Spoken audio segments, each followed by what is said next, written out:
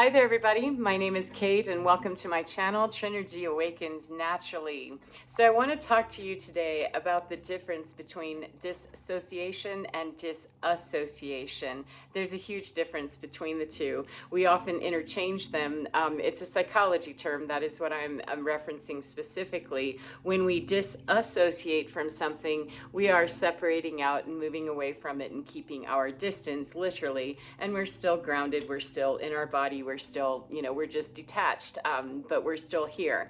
When we disassociate, or excuse me, when we dissociate, we are split out and split off. It can be through various stages. There's, quibbling amongst the psychologists, psychiatrists, and therapists out there about how many stages and all of that. If you just get the idea that every single person has dissociated in one form or another. We all have had episodes where we drifted off, we drove somewhere and didn't remember how we got there, daydreaming, something like that, all the way up to the extreme. However many layers are technically out there for realsy, everything from the daydreaming thing all the way up into split personalities where people dissociate so far that they don't have memory of being somewhere else, doing something else as a whole different separate identity. It comes at the behest quite often from trauma. It is oftentimes a PTSD response, something that the body naturally just overloads and shuts down and finds a way to disconnect from it all. And people that are neurodivergent tend to really experience that stuff in a very different way. So that's what brought it up for me. Was I was in retrospect thinking about my childhood and how I had huge gaps where I couldn't remember much of anything at all. Just very specific keynote things that happened during a year or two in elementary school or a year or two in middle school or junior high years. And it was very strange to me that why can I not recall any of that? And so because I spend a lot of time on my spiritual journey, it has to wrap into my whole psychological self, my whole identity as a psychological specimen at some point. If I'm going to look at the totality of me, then I need to be looking, pardon me, my cat is scratching my foot trying to get my attention. I have to look at the totality of me as a human being and what the psychology is of all of that, as well as a spiritual being which transcends all of that. However, it doesn't magically transcend just because I want it to. That hasn't worked for me to just not be able to, or not have to work through the events of my life. I can transcend them and I can alchemize and I can move beyond them. However, I have to address them.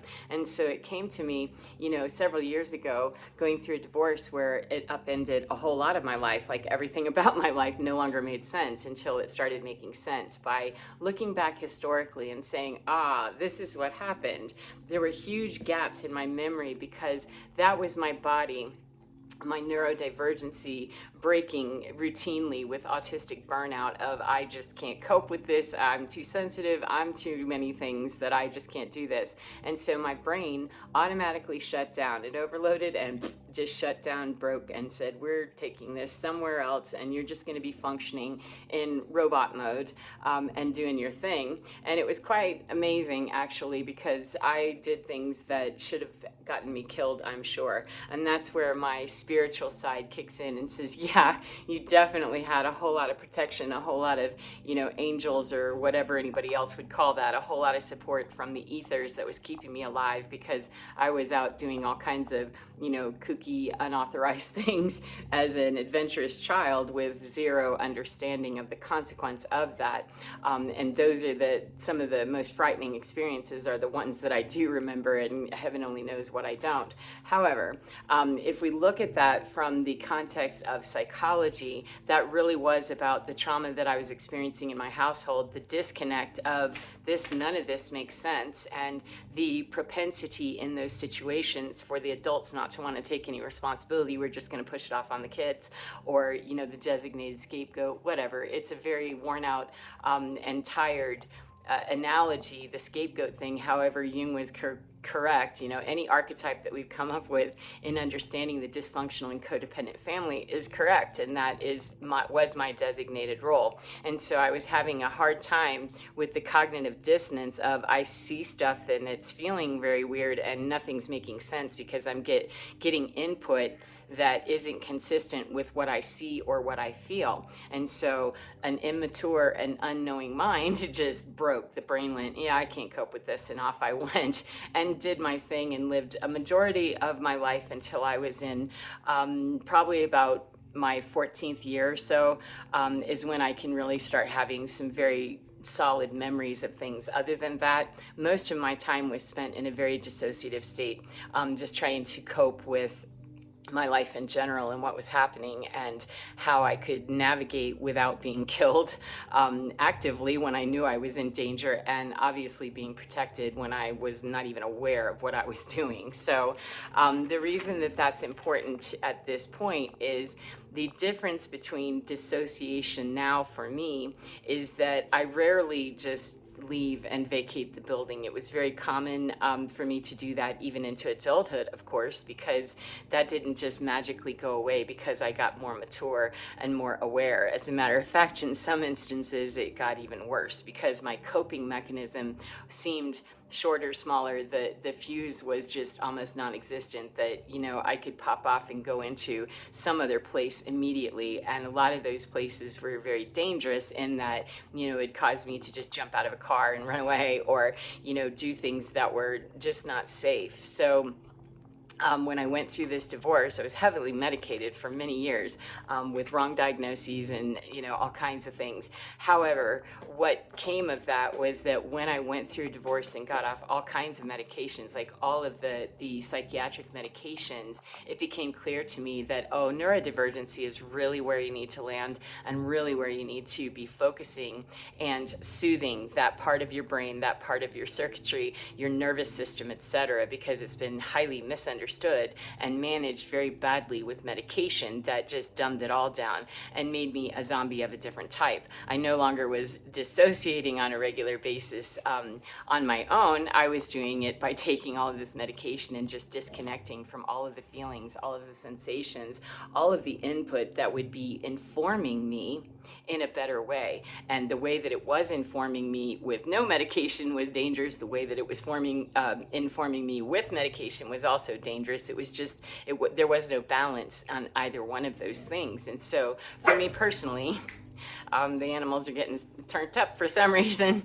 For me personally, my journey was about removing all of the medications so that I could get to a baseline understanding of what's going on with my neurology and how may I wrap my spiritual understanding into this, the fact that I'm an empath, the fact that I have the ability to hear and see, and I'm not designated as crazy anymore. Then I'm not taking that as that's not what that is. I'm going to take that as that's a spiritual experience, but how can I deal with the fact that it can be very dissociative if I'm not paying attention and if I'm not really in keen awareness of it. And so as I journeyed out of the medication, the psychiatric medications, I started asking a lot more questions of spirit, of my guides, and saying, how can I do this safely so that I'm not leaving the building and my body, my shell is still here, because I'm not fully realized as a spiritual being. I haven't had enough upgrades or enough awareness come into me yet that I can manage this well. Then how can I do this, be able to take care of myself as a sovereign individual, an adult who's now suddenly single and needing to take care of a lot of stuff that I wasn't taking care of before? How can I do this and not completely lose my mind or be shoveled away into, you know, an adult living facility because I just can't manage it? My brain cannot break on the regular. I really would rather choose and do choose to be much more cognitively aware and attached very deeply to this experience when I need to be, and detached rather than dissociated or depersonalized in some way, detached from the emotion and the engagement on that level. How can I do that? And that sounded a whole lot like Buddha stuff to me, that detachment thing, that, oh, we don't need the medication necessarily. For me personally, I'm not suggesting that anybody do or not do. I'm saying for me, my journey included I needed to take out a whole lot of stuff that I was doing and replace it with more organic experience experiences that were speaking to me and making more sense to me on a spiritual level, on an energetic level, and not so much on a chemical from outside level. That there were supportive agents that I used, and sometimes psychotropics can help immensely, and they did, excuse me, along with electrical therapy, shock therapy that I had a few times, like a bunch, helped reset that system a lot. However, I didn't want to have to rely on anything in particular. So Spirit, if I believe in miracles, then please show me how I can do this so that I'm not bugging out, freaking out, losing my mind. And I'm also being a grown-up, responsible adult who's spiritually connected to heaven and is also grounded right here on earth because I live here, even though I'm, very happy to be ascending and going through the process of my spiritual evolution and all of that. I'm still a human being. And for me to not acknowledge the trauma, the tragedy, the stuff from back there, is to continue to dissociate from all of it and pretend like it isn't there, to pretend like that I can't cope unless I have XYZ. And what do I do if I don't have those things? Because suddenly I didn't have a lot of those things. A lot of the comfort items, a lot of the things that I had been comfortable doing suddenly went away.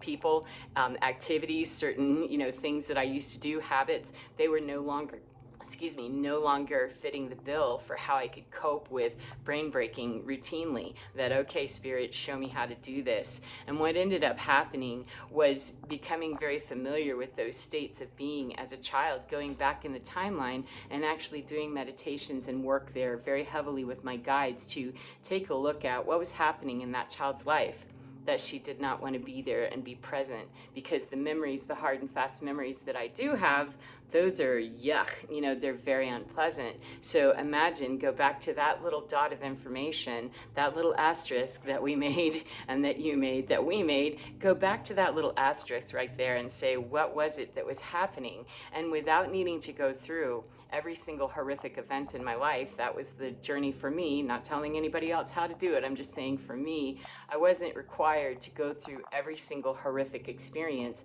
by reliving it. It was a matter of, we need to go back here and feel the feels of that, whether the actual memory comes zipping through or not. It's not about traumatizing my brain again. It's about get to the feels of the terror, the horror, the shock, the rage, the, victimization, the abandonment, all of those things that a child does not have the capacity to deal with that, nor should they have that capacity. We're not built for that, because it's in a non-natural state. It's very unnatural. It is our norm, however, it's quite unnatural. And people who are very sensitive, high sensitives, or empaths, light workers, starseeds, a lot of people like that on the neurodivergent spectrum, a lot of people who identify in one of those ways that really kind of, our nervous system doesn't handle that well. That's why not everybody responds to trauma the same way, only a fraction of the population. However, when we do respond to it that way,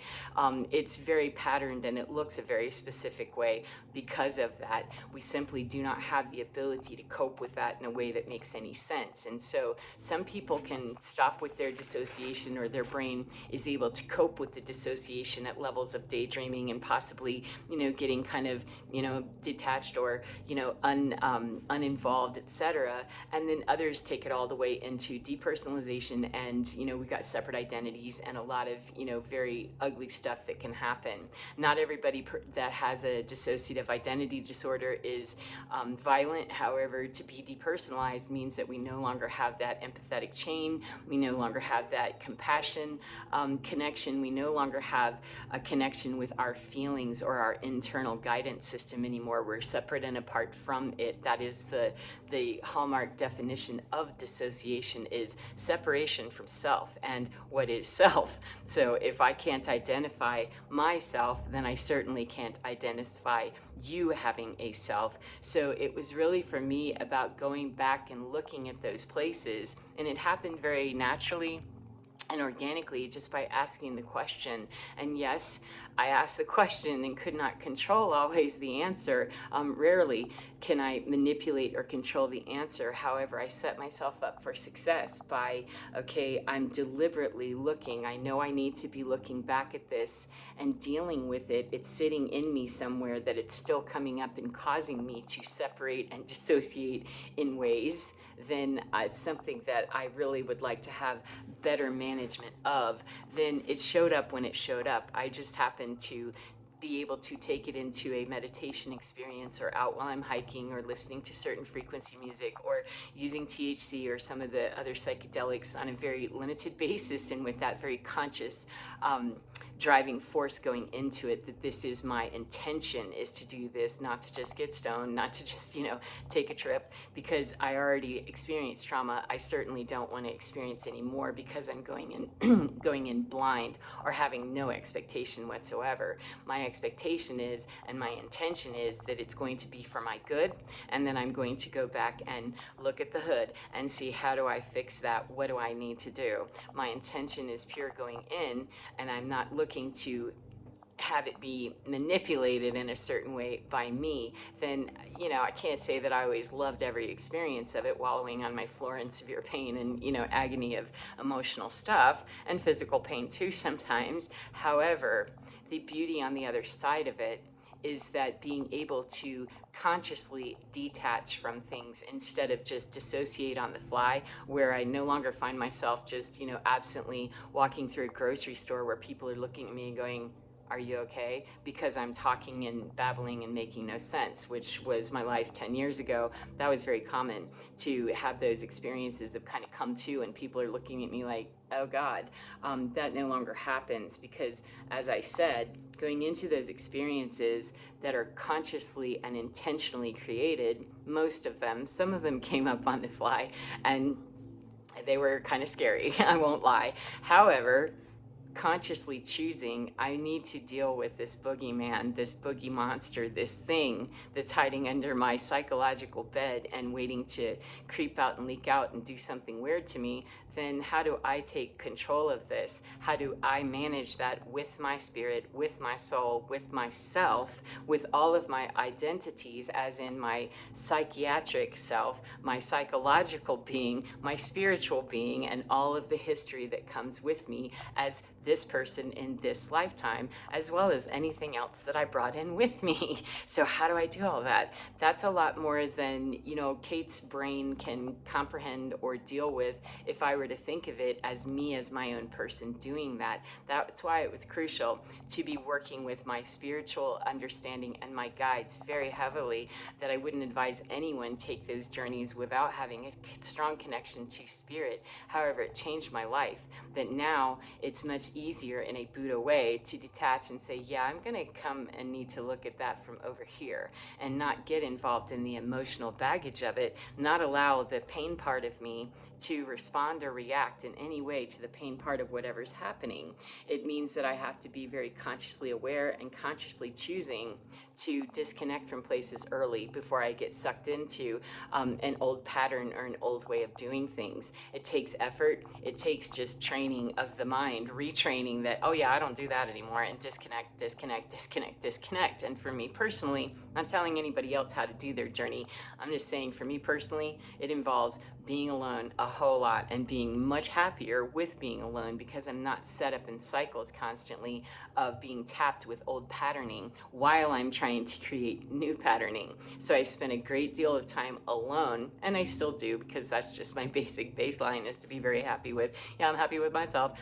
However, when I'm engaging with other people, it makes it easier, because during that alone time and that very specific meditation time, and using frequency music and using all kinds of tools that have been given to me through various means, it means that I'm building that rapport within myself, that rapport with my higher self and my guides, that sense of my personal spiritual journey, that I'm deeply connected there with my sense of that, and it helps me repattern how I'm doing my everyday life. Then it means that I bop into the 3D world, the matrix, the whatever you would call that. It means I bop into that and drop into that with less engagement necessary, with less, of my personal feelings and my personal biases and all of that to get tapped in the first place. And when I start to feel that, of me, that's when I know, oh, I need to make a change here. I need to either set up a boundary, somebody's getting too close, or I'm getting too involved, one or the other. But the boundary needs to be set up. If Kate, pull back and detach from that, take a look at it. I'm not talking about just running away and saying, never mind, I don't want to do this. I'm saying in that moment, build up the ability to detach from it and say, what about this situation that I'm in conversation with this person, or I'm in this environment and feeling uncomfortable? Where's that coming from? Is that my empath stuff that's picking up some junk from someone else? Or is that me? And getting very clear about that and fixing it regardless of wherever it's coming from, because that can spiral, and for me did routinely, into the toilet, where brain break is not far behind it. So my journey included a whole lot of being able to repattern, having to making it quite necessary to repattern those events, to go back in the history and say, I see, yes, there was a lot of terror right there. So as the grown-up, how can I stand in that moment with all of those feelings of terror, horror, abandonment, shame, all of that, whatever it was that was coming up, put a name on it, and let's talk about that. Let's deal with this, standing side by side with my guides and with the presence of what I consider God and spirit, my understanding of me and my journey through spirituality. That was what was standing with me to help me cope with that. And it was not pretty. And rarely was that pretty. It involved crying, it involved screaming, it involved all kinds of things that for me personally was done here more effectively in my own space, in my own home, than it was in therapy offices and through medication, et cetera, et cetera, et cetera. Again, I'm not saying that anybody should or shouldn't do something in particular. People that are getting benefit from what they're doing, please, I'm going to tell them, if you're getting benefit, if you see, improvement in your life with that, then please, by all means, that's what kept me glued together as well as it did. Imagine if I didn't have any of those things 10, 15, 20 years ago, I wouldn't have made it at all. So I was doing what I could at that time to cope at the level that I was coping. However, it would have been a whole lot easier and a whole lot better for me personally if I'd had a better understanding of the neurology. And what really needed to be happening is to be able to, rather than dissociate on the fly, learn to disassociate and detach in a more Buddha way, which would have connected me right there with the spirit that knew all along and was hanging on tight to me, even though I was flying away in the middle of the night a lot. So I hope that's been helpful to you in some way, and I hope that you enjoy your day, whatever part of the day you're in. And remember, get within your skin, because you're divine. It guides you every single time and can help you find that place of detachment in a non-judgmental way. Doesn't come easily necessarily. I haven't heard anybody say that they had an easy task of that, and I certainly am not going to report that mine was easy, or that I don't ever get caught up in the fray. Sometimes it happens. We're human beings. We have psychology, we have history, and we have very patterned ways that we do things sometimes, and it's a matter of opening up the mind to, how can I repattern this? How can I do this? And be willing to do that. That's, for me, was a majority of it, of what am I willing to do? Well, I'm willing to be miserable some more? No, that one, I need to walk that right to the door. Well, if I'm not willing to be miserable anymore, then who am I going to listen to? And when I started listening more to the internal guide here, it helped immensely to be able to discern better out here about who I was going to listen to from faces out here. But starting in here was really where it was best created. So, as I said, get within your skin, because you're divine. It is so, so, so, so fine. Take care of your beautiful selves, and I will see you again next time. Goodbye, friends. Mwah.